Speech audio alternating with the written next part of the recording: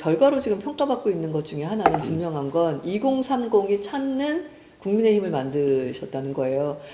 민주당이 가장 부러운 게 2030이 들어오기도 하고 나가기도 하고 뭐 논란은 있는데 논란이라도 있어서 너무 부럽다. 우리는 아예 그들이 얼씬거리지도 않는 당이 되고 있다. 그랬는데 전당대회 때 정말 굉장히 많은 2030이 같이 함께 해줬고, 이번에 대선 경선 때도 정말 많은 2030들이 들어옴으로써 캐스팅 보드를 과연 지었냐 안 지었냐가 경선 결과에도 어떻게 반영될 거냐가 이슈였어요. 그래서 우리 무야홍 이벤트도 생겼고, 그래서 그 부분에 대해서는 당 안팎으로 굉장히 많이 인정을 하는 부분인데요.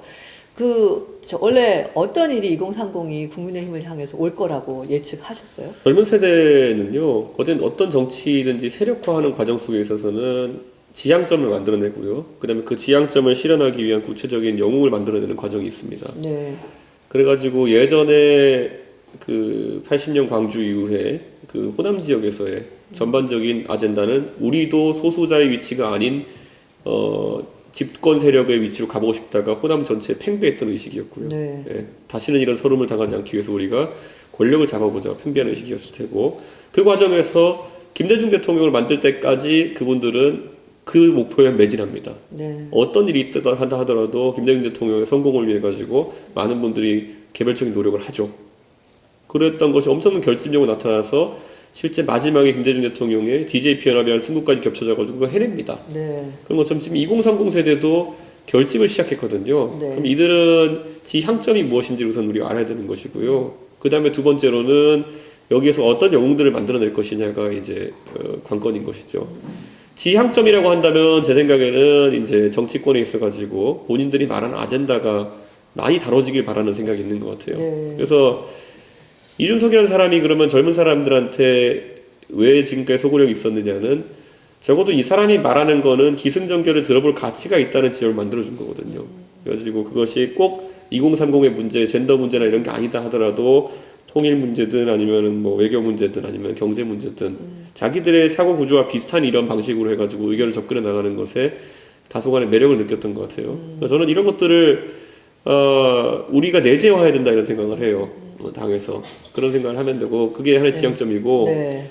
거기서 어떤 영웅들이 탄생할지는 아직 잘 모르겠어요. 네. 근데 이제 2030이 찾는 당이라는 것이 다른 말로 하면 2030이 상징하는 게 뭐냐면 굉장히 생산적이고 굉장히 직선적이고 굉장히 미래지향적인 것을 함축하고 있어요. 그래서 그분들이 사실 관심을 갖는다라는 것은 당의 체질이 그런 식으로 변화해 가고 있다라는 것과도 사실은 결을 같이 하는데, 한 가지 이제 그러면서 생기는 부분, 아까도 말씀하셨어요. 어떤 걸 관통할 때까지는, 어떤 것을 달성할 때까지는 생기는 많은 것들을 그냥 무시하고 가야 된다라는 쪽으로 얘기를 하셨는데, 2030 중에 왜 남자들만 끌어왔느냐라는 문제랑, 이게 2030이 플러스로 그냥 오기만 해야 되는데 세대 간의 갈등이 이렇게 비춰지는 이슈들이 곳곳에 생기고 있는데 이건 어떻게 할 것이냐, 이런 질문도 있어요. 저는 2030 남녀 비율을 놓고 봤을 때 민주당 같은 것도 남성 비율이 높아요, 당원 중에. 네. 그렇기 때문에 당원 가입 비율은 원래 남성이 높은 편이고, 지금 여성 문제에 있어가지고 저는 문재인 정부 내내 좀 갈라치기를 많이 해놨기 때문에 단기적으로 해소될 문제는 아니다, 저는 이렇게 보고 있어요. 근데 오세훈 서울시장 선거 때 보면은 여성의 44%가 이제 박영선 후보를 찍고 40%가 20대 여성에서 이제 그 오세훈 후보를 찍고, 네. 15% 정도가 이제 여성의 당이나 이런 군소정당을 찍었거든요. 네.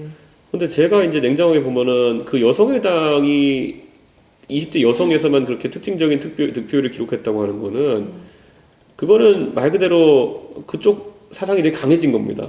20대 여성 층에서는. 네. 예, 그렇기 때문에 그거는 지금 저희가 그걸 쫓아갈 수가 없습니다. 그 당 공약들 보면 저희가 따라낼 수가 없어요. 네네. 예, 생각한 것보다는 사실은 균형점이 잘 맞고 있다. 그러니까 저희가 60대에서 왜 보수화가 많이 됐느냐, 예를 들어 60대 이상에서 왜 그분들은 진짜 민주당이 이상한 당이라고 생각하느냐, 이거를 개선시키기가 쉽지 않거든요.